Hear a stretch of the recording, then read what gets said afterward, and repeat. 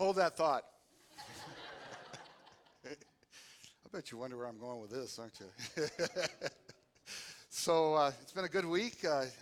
Just start there to say, by the way, congratulations to the Algona football team.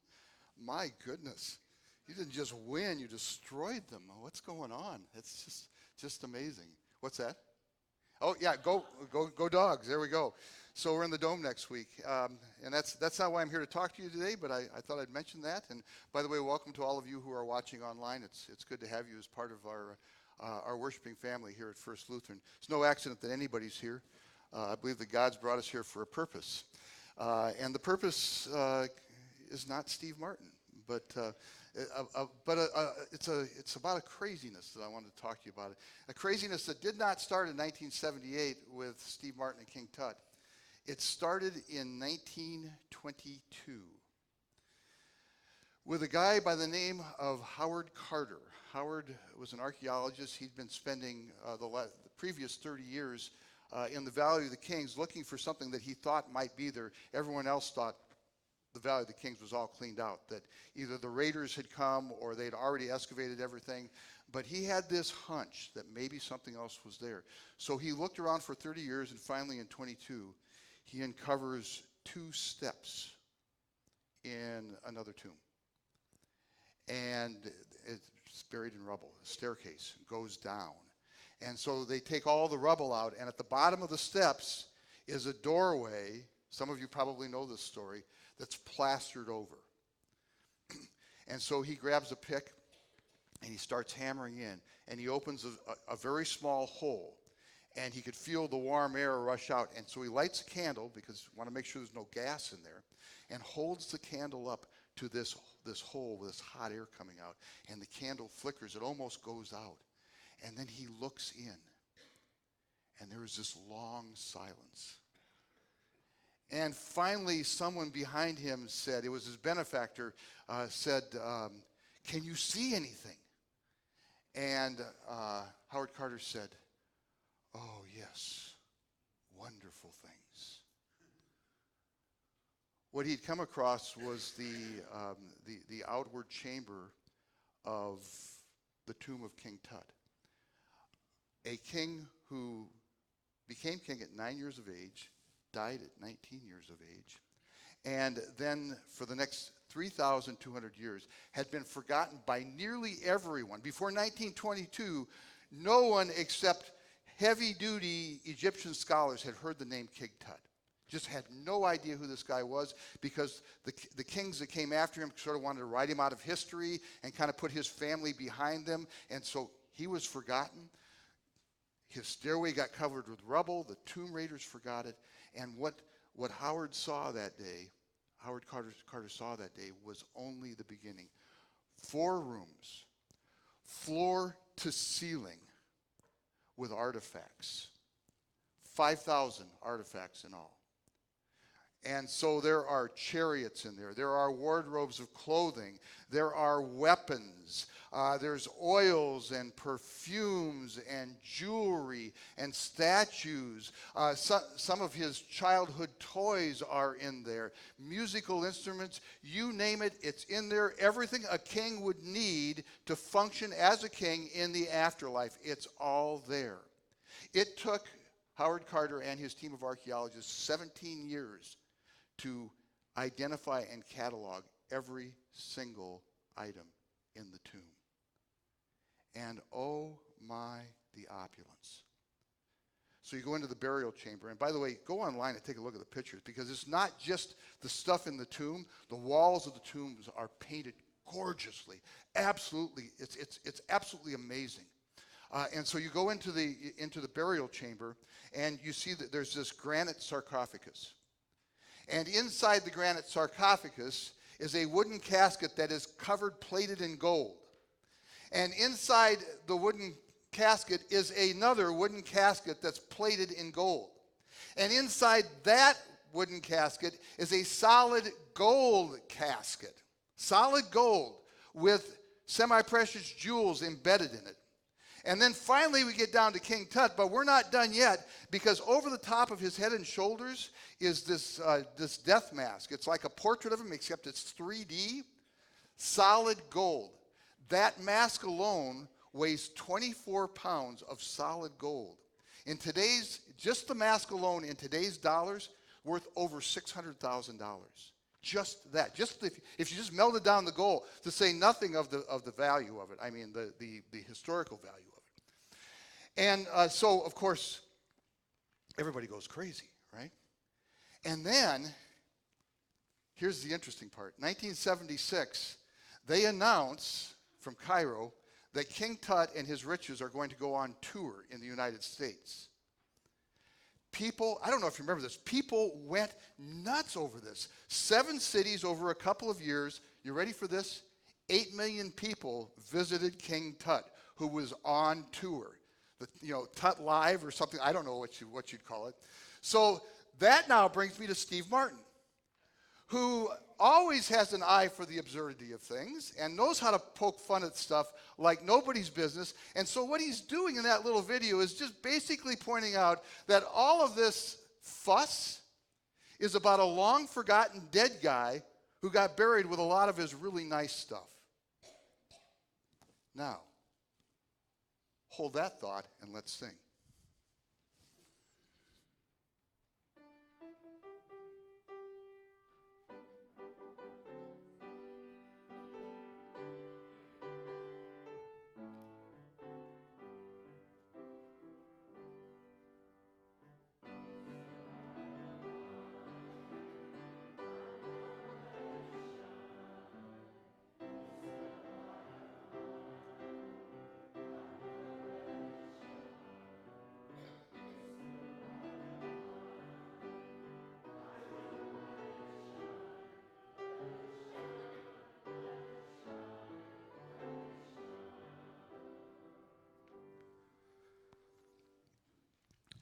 So this is our last sermon series kind of the year. So after we're done with this month of November, it's called Everyday Faith.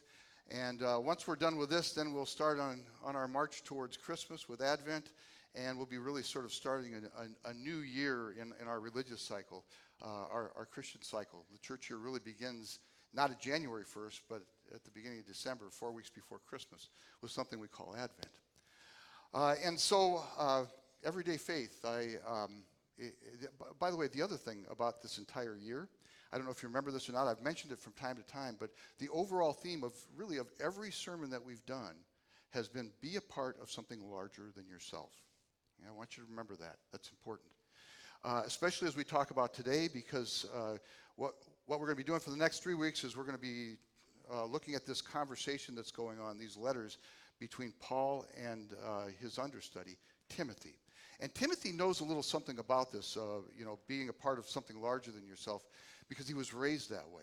See, Timothy, he didn't ever know Jesus personally, like firsthand. He was too young. He was just a small boy when Jesus was crucified and when he died and when he rose from the dead. So he had instead his mom and his grandma. Lois and Eunice, not in that order. Lois was his grandmother, Eunice was his mom, and they became Christians. And they taught Timothy about the Christian faith. They wanted to give him something that would last for an eternity. And so you see, it isn't about Lois and it isn't about Eunice as far as they're concerned. It's about something larger than themselves. And that something larger for them was a relationship with Jesus Christ. And then that relationship with Jesus Christ for them became a passion to tell people that they cared about Jesus, so that Timothy would grow up in exactly the same way. And so Timothy grows up this way, but not only just grows up knowing this about his life and about his family, but he becomes for others what his mom and his grandma was for him. He becomes a pastor of sorts. He starts following the Apostle Paul around, and eventually he becomes the head of this church, almost like a pastor of the church. And so these letters that are between Paul and Timothy are really, senior pastor to junior pastor, coaching Timothy on how to guide his flock. And the passage that Carol just read is it's a passage really about money, about our wealth. And Paul wants Timothy to be able to share this in a meaningful way with his congregation. The whole topic of money in the Bible, it's a big topic. I don't know if you know this, but it's larger. It's a larger topic. More is said about money than nearly anything else in the Bible. And not because money is a bad thing, because it's not a bad thing. But the thing about money is that it has a way of fooling you into thinking that this is the way to self-sufficiency. This is the way to satisfy my soul. This is the way that I can get everything that I need to lead a happy and healthy and prosperous life. And we've talked about this before. I'm not going to go any further into that. But that's where Paul starts with this. And so he starts by saying to Timothy, this is the important part. He says, there is great gain in godliness. And you say that with me. There is great gain in godliness. There is great gain in godliness. Now you hear that and you might think, godliness. Okay, that sounds kind of uppity and religious. You know, God, when we think of somebody who's a godly person, we think about somebody who's perfect, somebody who doesn't sin. Maybe they walk around with a halo, they sing hymns all the time, they're praying all the time, and all those things are good to do, but that's not what Paul's talking about when he's talking about godliness. What he's talking about is he's talking about setting your life on things that last forever, on eternal things, as opposed to setting your life on things that are here today and gone tomorrow. If you read a little further, and Carol read this for us in 1 Timothy chapter 6, Paul talks about those here today, gone tomorrow things. He talks about them as uncertain riches. And, you know, he goes on to say, you know, folks, let's just be real about what this is all about. And let's look at it from 30,000 feet. Let's see the big picture. You came into this world with nothing. You're going to leave this world with nothing. Shh, don't tell Tut. Don't tell Tut that. You're going to leave this world with nothing. So don't be fooled. Those things cannot possibly satisfy your soul for an eternity. They're here today, they're gone tomorrow. Instead, shoot for godliness. Shoot for things that are eternal, Paul says. And for Paul, for Eunice, for Lonis, for Timothy, for you and for me, what that means, it starts with Jesus, who looked at you, looks at you right now, and you know, he's known who you were since before you were conceived. And he says, I don't want you for your lifetime or even just part of your lifetime. I want you for all eternity. And so he gives up his life. He dies. He raises from death, all so that he can take you with him. And you will be his now as you walk through this life, and you will be with him forever and ever in heaven with him after you die. Shoot for godliness. That's what matters. Not the things that are here now, not for the stuff that's here today, gone tomorrow, but for the bigger things, for the things that last forever. Now, I want you to notice that once Timothy is touched by that, by his grandparents and his parents, his mom and his grandma, all of a sudden, his life changes. His world changes as well. And he becomes what they were for him, he becomes for someone else. And he becomes a pastor of a congregation. Think about your life as well. Think about once Jesus has touched you with, say, forgiveness. Now, all of a sudden, there is someone in your life, and we've talked about this before, someone in your life who has harmed you, has hurt you, and you don't quite know what to do. The wound is deep. You can hold on to that wound, but you can't hold on to it forever, Because once you're gone, and the wound dies with you. And you can let that fire burn. Or, just as Jesus has forgiven you of everything and saved you for an eternity, you can forgive that person who has hurt you. And what you've gained, not payback, not retribution. You've gained a sister. You've gained a brother. And you don't have them just for this life. You have them forever. Same is true with love. Exact same thing.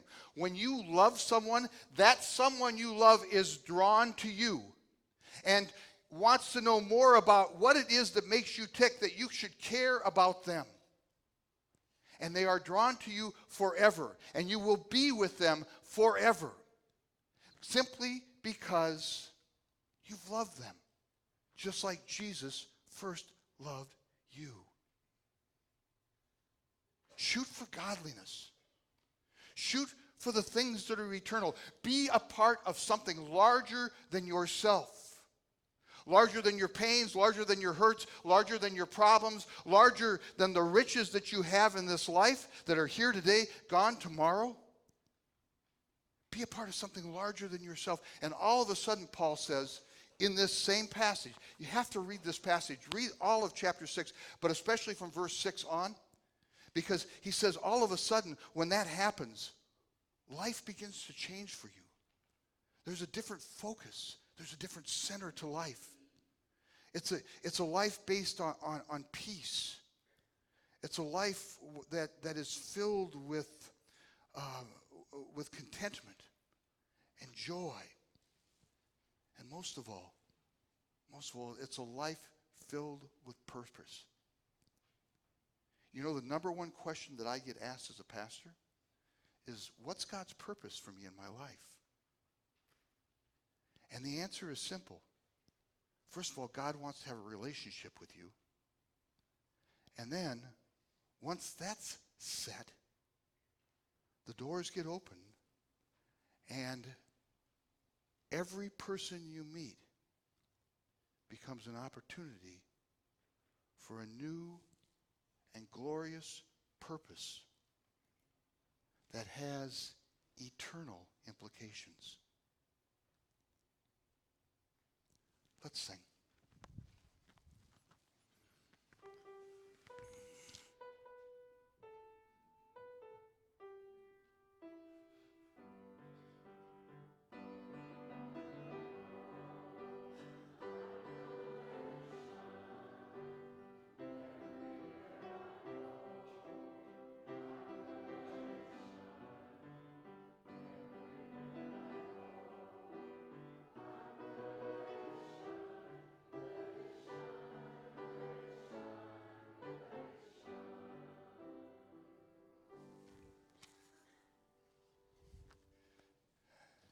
So there's great gain in godliness. I had to check a last name here because I'm going to tell you a story.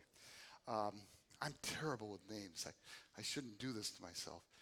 So great gain in godliness, and this is a case in point. It was Thursday evening, and we were invited to go to the Prairie Lakes Art Council art show that was downtown.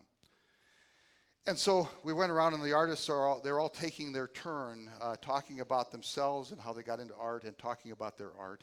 And there is this young woman who's doing these very simple things with watercolors and just kind of interesting things. Her name is Megan. Erdman is her last name. Maybe some of you know her. She's from Algona here. She's a teacher in Eagle Grove. And so she starts telling her story. And she gets up and she says, I got involved with art through a guy by the name of Steve Brosnan. Everybody's shaking. You know who Steve is. So you know a little bit about this story. And so Steve was a teacher, an art teacher at Garrigan School. And was he a high school teacher? He was a high school teacher. And Steve would sit at McDonald's. Maybe some of you know this. He would sit at McDonald's and he would draw. He would draw pictures, and then he left the pictures on the tables at McDonald's for anybody to pick up. He liked Civil War kinds of things. So there were lots of drawings of depictions of Civil War and that sort of thing. I've heard that after the fact. And so Megan said, my first art lesson was with Steve sitting at a table at McDonald's. But it didn't just stop there. It was Megan and Steve's daughter were best of friends.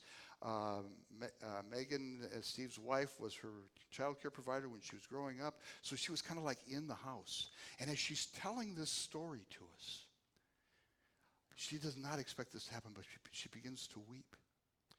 And she's weeping so hard that you can't understand what she's saying.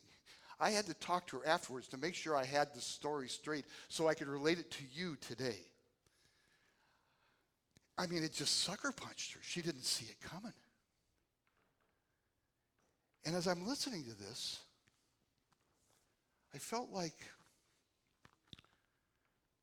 an archaeologist who had discovered a stairway covered with rubble. And at the bottom of the stairway was a plastered wall, and I had just opened it up a little bit and lit a candle and looked inside. And what I saw were wonderful things. And not the wonderful things of a long-forgotten dead guy who's buried with all his nice stuff, but the wonderful things that happen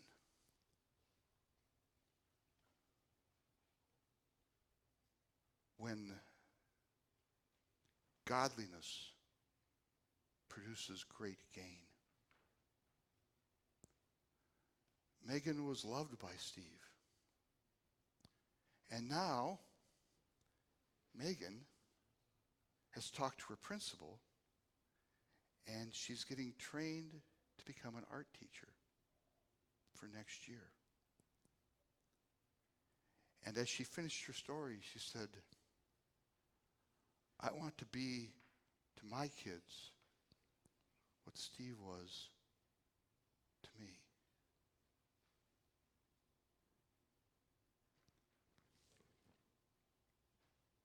If you don't already have them, you're going to be handed a packet by somebody from the stewardship committee today. And yeah, we can go through the motions and kind of do the same thing and write down your numbers and fill out your little cards and whatever else it is. But I want to tell you folks that there's way bigger things at stake here.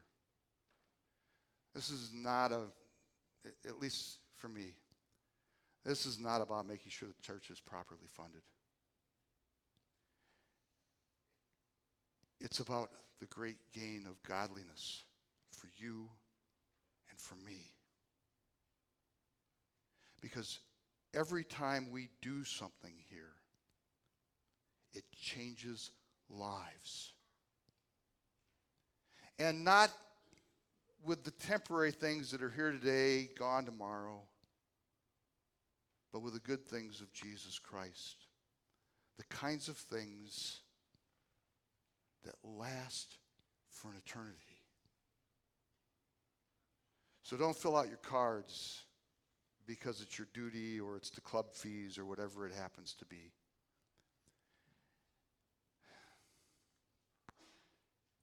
This is about a greater portion. This is about something that will satisfy your soul long after this building is turned to rubble. And it will change the lives of people for generations yet to be born.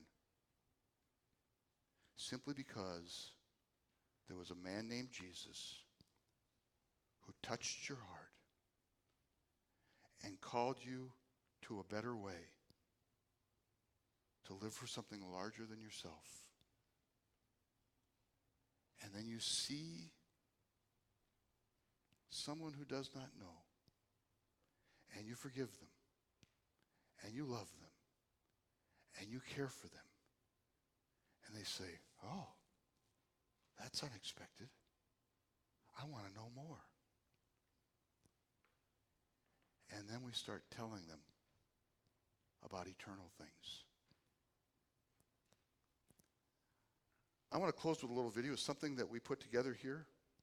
I want you to see this. This is from Wednesday nights. And if you've not been here, my goodness, what a ride. And by the way, you're going to come to worship. The music's going to be crazy loud. It's going to drive you nuts.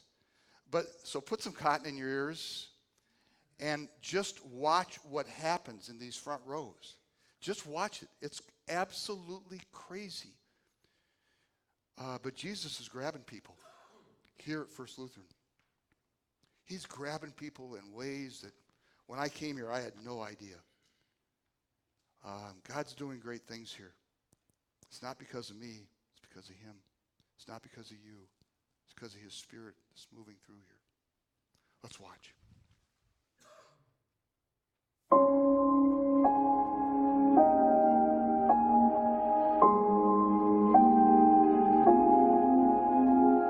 Drifting beneath the horizon. Body's weak, but I'm trying to. Because I like church. To be with my friends. I like craft. We love food!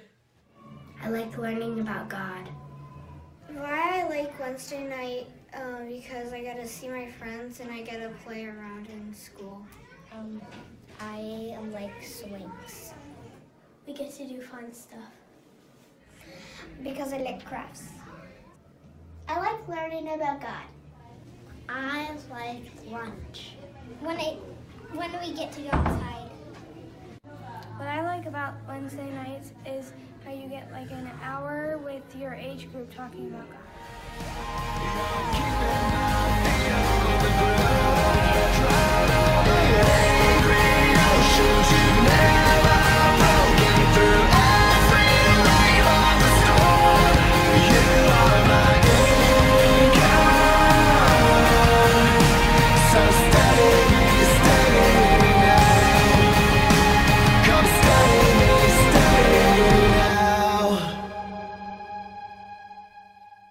Okay, folks, you ready to go? Ready to be church? Let's do this. Let's do it well. And let's reach out with the everlasting love of God.